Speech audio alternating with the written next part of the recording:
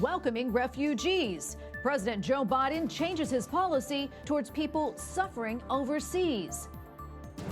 Paycheck Protection Program. 2 senators seek to stop Planned Parenthood from getting more money. Metro collapse. Emergency workers respond to a devastating scene in Mexico City. And praying for peace. Pope Francis seeks God's intervention in one Southeast Asian nation. On EWTN News Nightly for Tuesday, May 4th, 2021.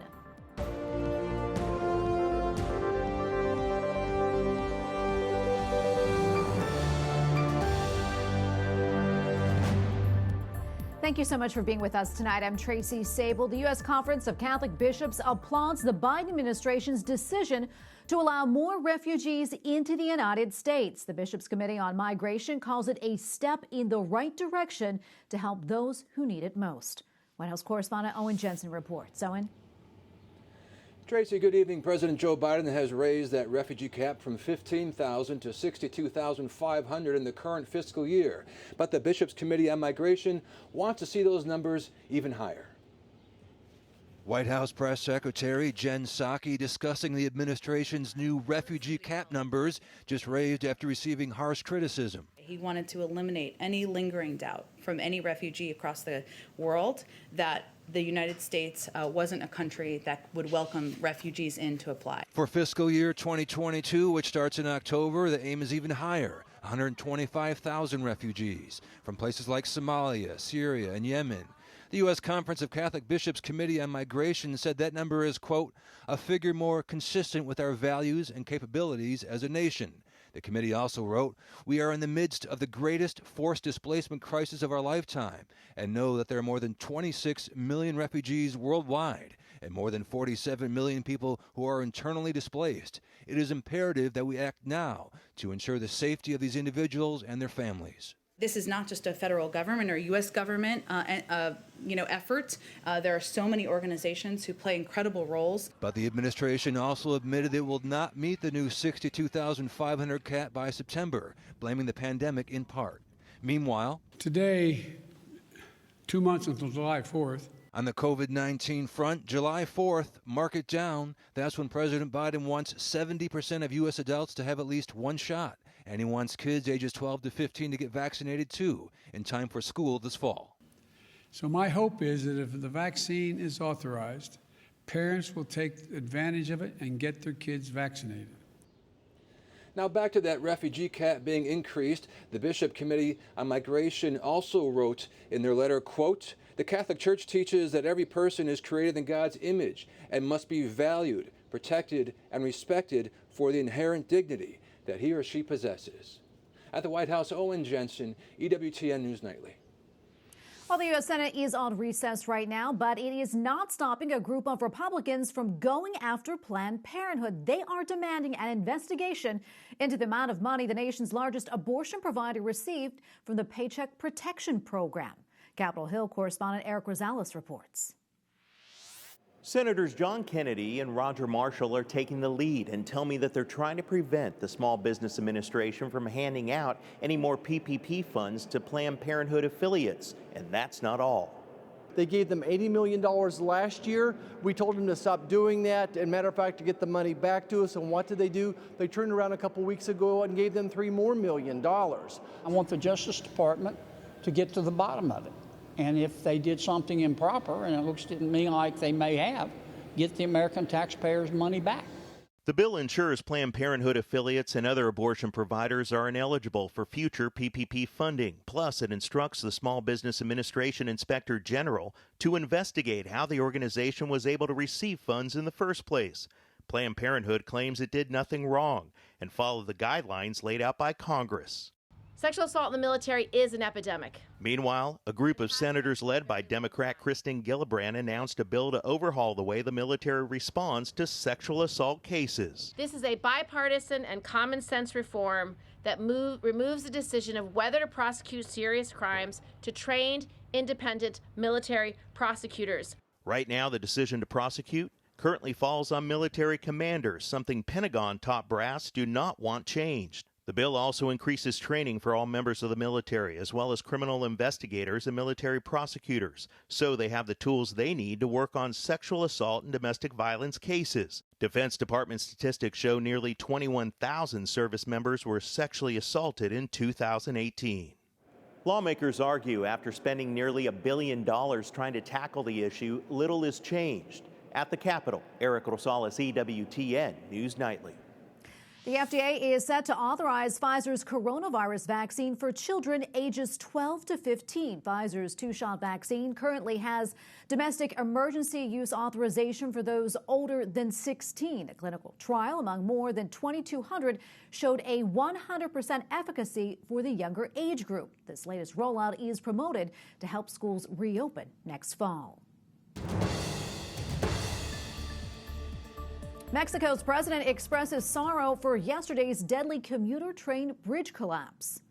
Enviamos nuestro pésame a los familiares de las víctimas. At least 23 are dead, nearly 80 hospitalized after an elevated section in Mexico City gave way. An investigation is expected. To promote indigenous tourism, Mexico's Interior Secretary has officially apologized to the Mayan people for centuries of abuses. The presidents of Mexico and Guatemala marked yesterday's anniversary of a 1901 battle ending a 54-year Mayan rebellion. Foreign ministers from the G7 are gathering in London today. On the agenda are global hotspots in Myanmar and Ethiopia. There are also concerns about aggressiveness by China, Russia, and Iran. U.S. Secretary of State Antony Blinken met with British Prime Minister Boris Johnson today. Britain hosts the G7 leaders at a summit next month. In Myanmar's largest city, pro-democracy demonstrators held a flash mob protest yesterday.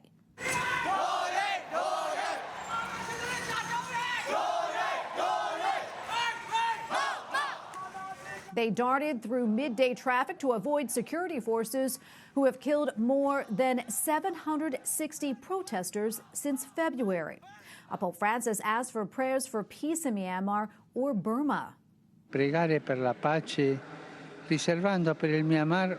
On Sunday, the Holy Father invited faithful to dedicate one Hail Mary of the Rosary each day for the conflicted country. His appeal comes as Myanmar's security forces open fire on protesters against military rule. EWTN Newsroom correspondent Colm Flynn joins us now. Colm, great to see you. So tell us, what more did Pope Francis have to say? Good evening, Tracy. Well, the issue of peace in Myanmar, also known as Burma, is particularly close to Pope Francis's heart. And speaking to the faithful, he said, each one of us turns to our mother when we are in need or in difficulty. He said we must pray that our mother in heaven may speak to the hearts of those who are responsible for the violence in Myanmar, to find the courage to take the path of solidarity, reconciliation and peace. Now, Myanmar has a complicated history with democracy, and this isn't the first time that the military have seized power. But on February the 1st, the military announced a one-year state of emergency in the country. They overthrew its leader, Aung San Suu Kyi, and in her place they announced Min Aung Hlaing, the leader of the military, as the head of state. Armed soldiers then took to the streets, the internet was cut out in parts of the country, social media was blocked, and gatherings of more than 5 people were banned. Now, the reason the military overthrew the government is that they say the general elections which took place last November were rigged and that there was, quote, terrible fraud, but they've never been able to provide any proof to back up their claims. The United Nations and other international groups have said that this is simply a grab for power by the military, which is unjustified and undemocratic. Colm, what is the situation right now at this moment in the country? Well, the people of Myanmar have been out in droves protesting since the military took power. But of course, Tracy, this comes with its dangers. And so far, over 750 people, sadly, have been killed and thousands more imprisoned as the army cracked down on pro-democracy protests. The military has taken political prisoners too, including the country's president, who we mentioned. They accuse her of importing illegal communication equipment, which were 6 walkie-talkies they found in her home. Many see this simply as an excuse to silence her and to prevent her from having a political future in the country. The military has launched airstrikes on rebels near the border with Thailand, causing many to flee the country, and there are now fears of a broader civil war breaking out. There are also genuine concerns over radicalization, including the prospect of religious extremism taking a foothold in parts of the country. And before I let you go, Colm, do we know how the church is responding?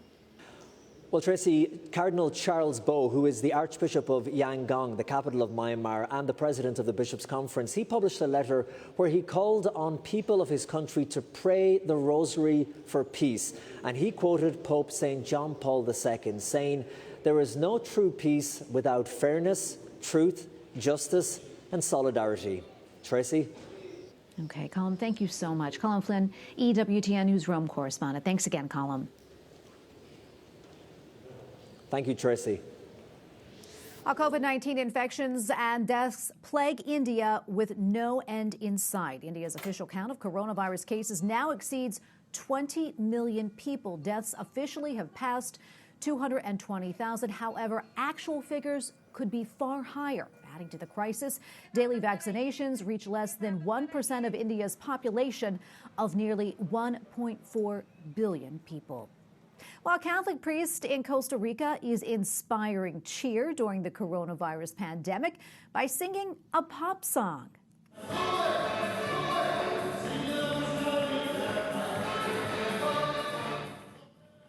Father Sergio Valverde Espinosa says he sees people suffering and wants to contribute joy a little bit. Father Espinosa's ministry also provides food and needed supplies. Coming up, pro-life laws. Learn more about sanctuary cities for the unborn.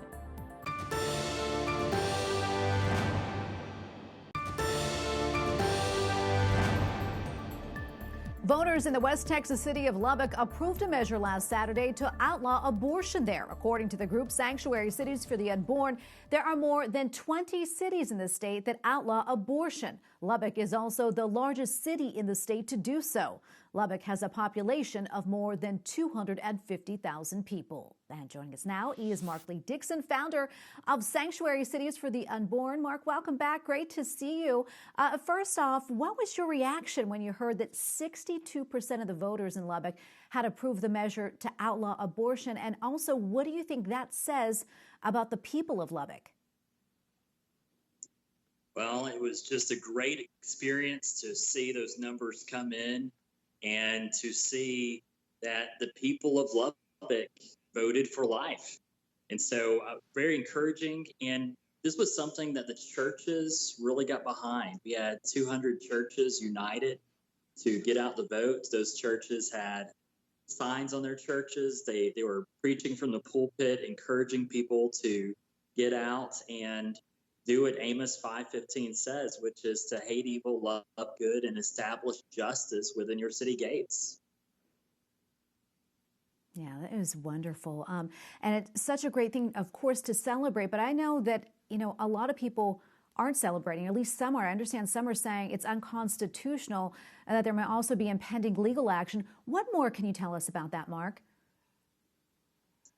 Well, there's always going to be those who are opposed to the reality of unborn life. We all know that life begins at conception and that there is no right to abortion in the Constitution. It's just not there. And so the opposition is going to be opposed to this, of course, but the voters have spoken that abortions are not to be happening legally within the city limits of Lubbock, Texas. And so abortion is officially outlawed. And Lubbock has joined, it's 24 other cities, so 24 cities in Texas total have outlawed abortion. So Lubbock's number 24 in Texas, and then there's 2 in Nebraska. So 26 total in the United States of America that have outlawed abortion.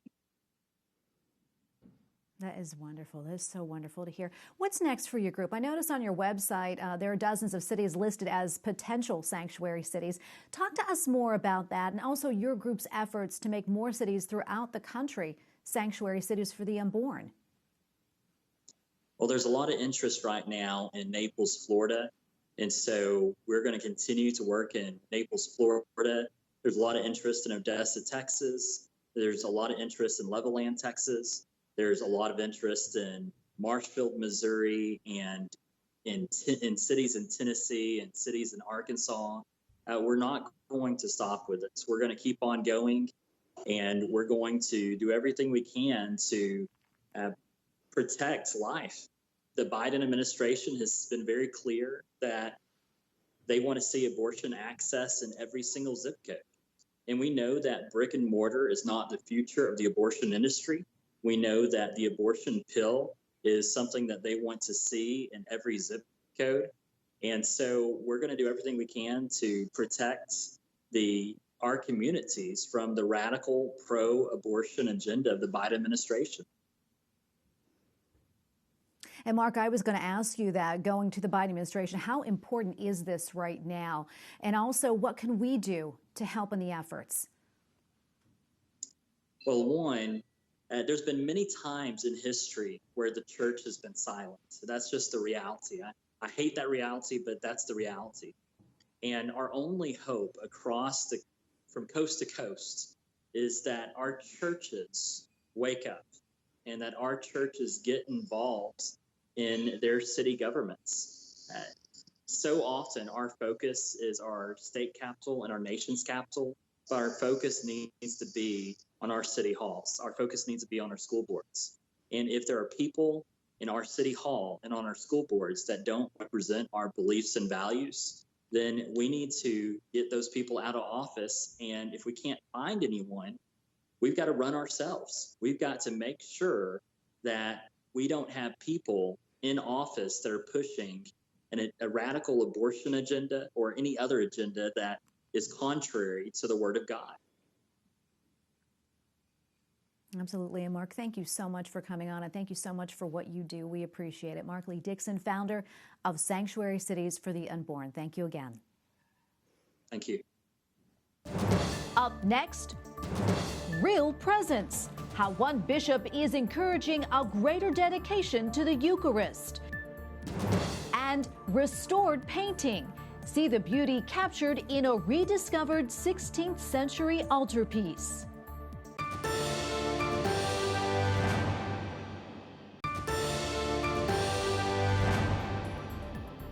The Basilica of the Annunciation in Nazareth hosted today's Global Rosary Marathon for an end to the coronavirus pandemic. Oh, Maria. The church in Israel is the fourth of 30 Catholic shrines around the world to lead the Rosary during the month-long initiative introduced by Pope Francis. The intercessory prayer will continue through May 31st with a Rosary in the Vatican Gardens. A restored 16th century painting is on exhibit in Berlin for the first time in a century. The painting has suffered and suffered and suffered, now has been rehabilitated, and it is almost the only work by this master in Germany. Museum curator Roberto Contini is describing a painting called The Living Cross of Gerara by an Italian master, Sebastiano Filippi, also known as Bastianino. The altarpiece survived damage from 5 centuries of transport and from the Second World War. Well, the Archdiocese of Naples, Italy, has announced the revered local miracle from the relic of its patron saint.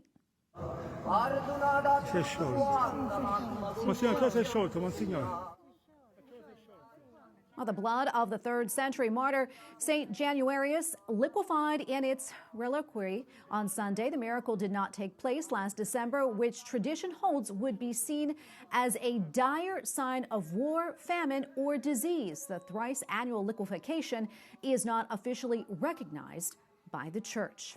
And finally tonight, the leader of a diocese in Pennsylvania has started an initiative aimed at producing a greater dedication and appreciation for the Holy Eucharist. Bishop Alfred Schlert from Allentown, Pennsylvania, began the Year of Real Presence on April 11th.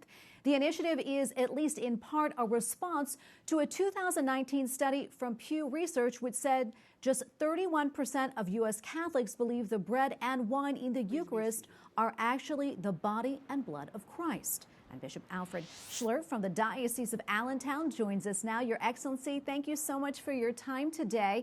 Tell us a little bit more about this initiative and why did it begin on Divine Mercy Sunday?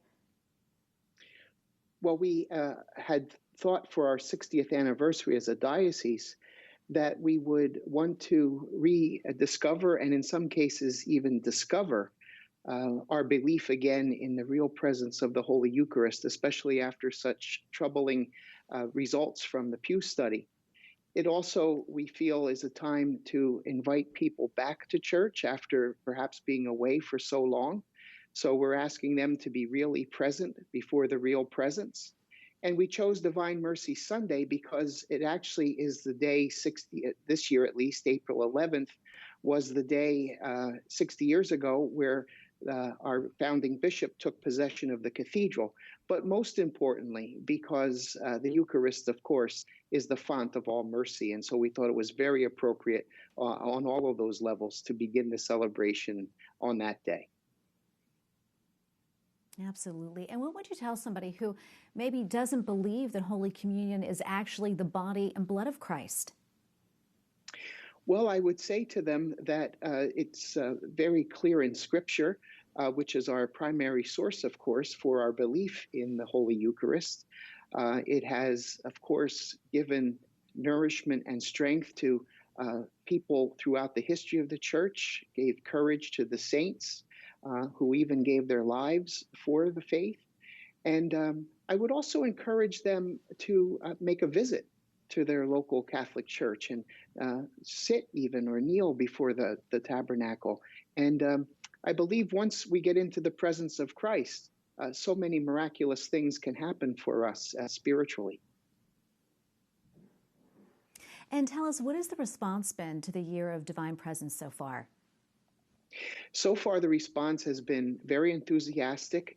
Our priests, our seminarians, our deacons, religious, the lay faithful have been very supportive of the initiative, and they're really looking forward to the various events that will be taking place throughout the year, because we have them spaced out throughout the year, so that the year is a continual celebration that is not interrupted or kind of goes by the wayside. And what about people who maybe, aren't able to leave their homes for one reason or another because of the pandemic even? How are they able to participate? Well, they can participate spiritually, and they can also participate in receiving the indulgence that they'll get for this Jubilee year of the Real Presence.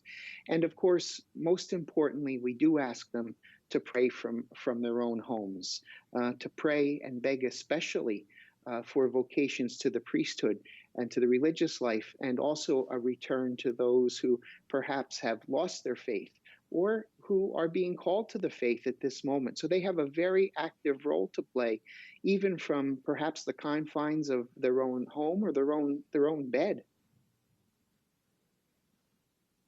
And are there any other dioceses or regions considering doing something similar? I don't know that. Ours was born purely of our own thought process among diocesan staff, our council of priests, our diocesan pastoral council. And it's really, when you think about it, nothing overly creative. It's just taking the richness of what the church already has for us and putting it in the forefront again. The adoration of the Blessed Sacrament, the confession time that goes with the adoration, all of those kinds of things that perhaps we maybe lost some sight of over the years, or perhaps lost some of our importance for it. Well, Your Excellency, thank you so much for your time today. We really appreciate you speaking with us. Thank you. Thank you for having me. And we thank you for watching tonight. For the entire EWTN News Nightly team, I'm Tracy Sable. Good night and God bless.